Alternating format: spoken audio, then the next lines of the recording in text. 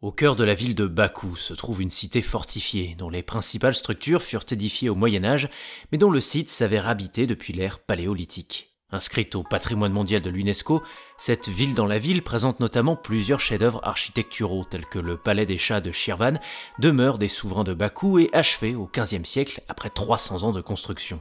Mais l'un des emblèmes de cette cité fortifiée reste ces fameux remparts datant du XIIe siècle, que le temps et les différentes menaces extérieures ne semblent guère avoir ébranlés.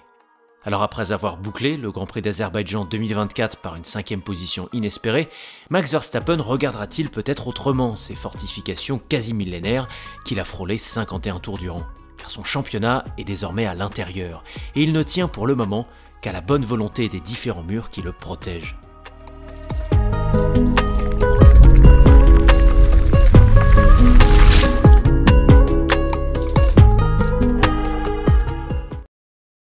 On le pensait conservateur à Zandvoort et on le voyait à l'économie à Monza, mais avec la passe de 3 ponctuée par Bakou, la récurrence est incontestable. La RB20, d'abord détrônée il y a quelques mois par McLaren, cache en plus un problème de conception et d'évolution fondamentale et qui touche désormais son triple champion du monde de pilote. Réglage peu inspiré, manque de train avant, rebond sur le train arrière et surchauffe des gommes en conséquence. Max n'a jamais pu jouer dans la cour des grands à Bakou et a même dû céder des points supplémentaires à son poursuivant le plus proche au championnat, Lando Norris, pourtant parti 9 places derrière lui du fait d'un drapeau jaune malheureux en Q1. Mais le bilan de Bakou pour Red Bull est-il si désastreux que ce que la perte de la P1 au championnat constructeur laisse penser? Peut-être pas, et il suffit de regarder la performance d'ensemble de Sergio Pérez le samedi comme le dimanche pour rappeler que la RB20 peut toujours avoir son mot à dire pour la victoire. N'en reste pas moins que Max est pour le moment passager de son propre championnat, que son avance culminant à 86 points s'est réduite à 59 et qu'il ne peut compter que sur 3 couches de rempart pour l'aider à ralentir la progression de ses envahisseurs. Le premier rempart de Bakou pour Verstappen n'a certes pas 800 ans d'âge mais seulement 24 et est paradoxalement toujours un lointain prétendant au titre. Il s'agit du vainqueur et du pilote du jour, Oscar Piastri. Rempart pour Max, car le pilote numéro 81 s'avère être l'élément qui décrédibilise le plus les deux poursuivants les plus proches pour le titre pilote, à savoir Lando Norris et Charles Leclerc. De sorte qu'en plus de se prendre des points mutuellement depuis quelques courses, le Britannique et le Monégasque sont lestés dans leur remontée par le trouble fait australien. Alors à Monza, Norris en avait fait les frais dès la deuxième chicane du premier tour, et à Bakou, ce fut le tour de Leclerc de subir la vindicte du jeune prodige. Et de quelle manière? Car après un premier relais à perte depuis la P2, Piastri saisit l'unique occasion présentée à lui au tour 20 pour dépasser le pilote Ferrari au prix d'un freinage hallucinant à l'intérieur du virage 1 et à la surprise totale de sa victime. S'en suivirent 30 tours de gestion pneumatique et 30 tours de défense robotique, notamment à la sortie du virage 1 et à celle du virage 16, conditionnant la pleine charge. Le tout en vue de contenir les assauts incessants d'un Leclerc plus véloce dans la sinuosité de la vieille ville, mais piégé par sa Vmax limitée. Une partie d'échecs sublimement maîtrisée par l'Australien et récompensée par une deuxième victoire au goût moins amer que la première. Toutefois, gardons en tête que si Piastri a pu s'ériger en rempart anti-Leclerc, c'est aussi parce que Ferrari a collectivement perdu un Grand Prix qui aurait dû être sien. L'extrême prudence dont fit preuve Leclerc en pneus durs après son premier arrêt, prudence dont profita Piastri, fut en ce sens tout sauf anodine, puisqu'elle faisait sans doute écho à un manque de roulage sur cette même gomme après un accident inutile en EL1.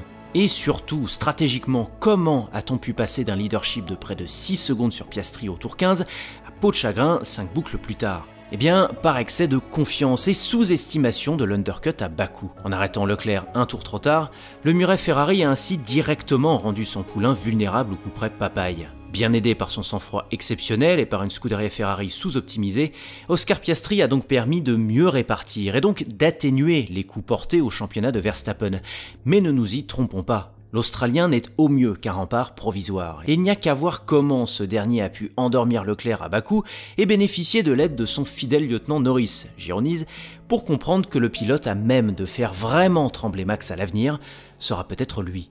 Mais qu'importe, car la couronne néerlandaise peut s'abriter derrière une deuxième couche de fortification incarnée par Sergio Pérez. Alors pour ce faire, Checo ne se contenta pas de laisser passer son chef de file en fin de course pour quelques points de plus. Le Mexicain était en effet trop loin devant Max pour cela, ce qui est suffisamment rare pour être signifié. À la place, il offrit carrément 2 positions à son coéquipier par un accrochage terminal avec Carlos Sainz au pénultième tour. Mais il faut dire que ce rempart improvisé à la dernière minute a de quoi laisser mélancolique, tant Checo s'était rappelé au bon souvenir de tous dans les rues de Bakou. Les virages à 90 degrés du secteur 1 et la lenteur du secteur 2 avaient en effet de quoi flatter son pilotage et sa tendresse sur les pneumatiques arrière. Combiné à des réglages inspirés, Pérez était donc de retour avec une excellente P4 en qualif et un rôle de chasseur à la victoire le dimanche. Un rôle mené avec une grande intelligence, quelques mètres derrière le duo de tête, dissuadant Leclerc de tenter le diable sur Piastri et surtout lui permettant de préserver sa gomme dure bien plus aisément que le monégasque. Mais c'est lorsqu'il s'est agi de récolter les fruits de sa patience au tour 50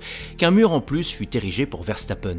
La manœuvre désespérément efficace de Leclerc en vue de préserver sa P2 au virage 1 permit en effet à Carlos Sainz, lui aussi revenu du diable Vauvert après une stratégie décalée, de s'intercaler. Côte à côte, l'Espagnol et le Mexicain ne visèrent alors rien d'autre que l'aspiration du seul pilote devant eux, rendant l'accrochage inévitable. Pas de coup de volant intempestif, ni d'intention néfaste.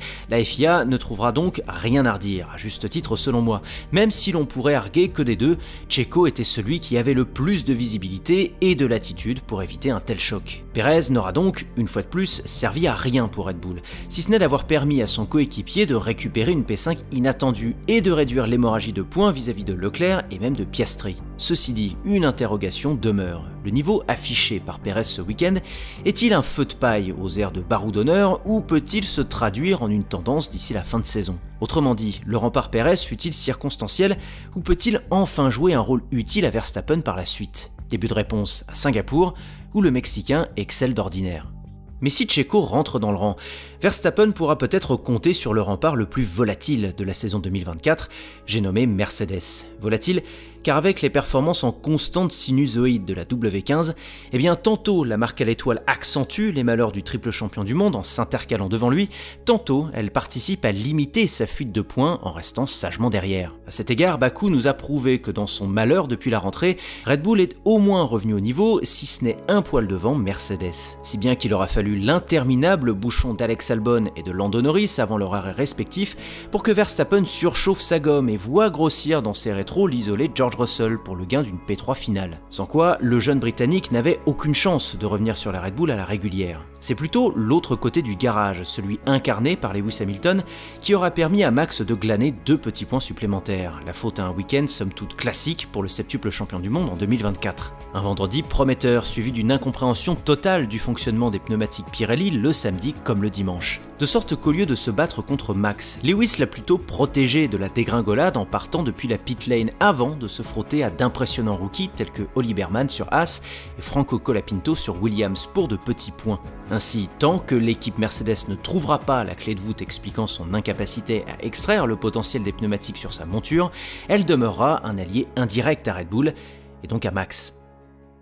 À Bakou, Verstappen s'est donc, une fois de plus, retranché dans son palais des chats de Shirvan, bénéficiant de manière passive des différentes fortifications qui l'empêchent depuis plusieurs semaines de prendre un coup déterminant sur sa couronne. Car le premier mur, incarné symboliquement par Oscar Piastri, démontre que les principaux envahisseurs de ce championnat 2024 s'entretuent avant même de détrôner le roi. Car le deuxième mur, tenu par Sergio Pérez, est peut-être en train de se reconstituer. Et car le troisième, démoli puis reconstruit sans cesse par Mercedes, permet au souverain de temporiser d'autant plus.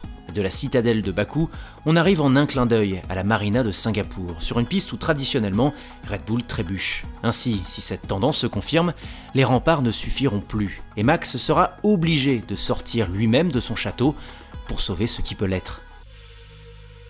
Merci d'avoir écouté cette chronique, j'espère qu'elle vous aura plu. Je vous laisse me partager vos réactions face à ce Grand Prix et mes propos en commentaire de la vidéo. Sinon, like, partage, abonnement, clochette, je vous attends. Allez, ciao!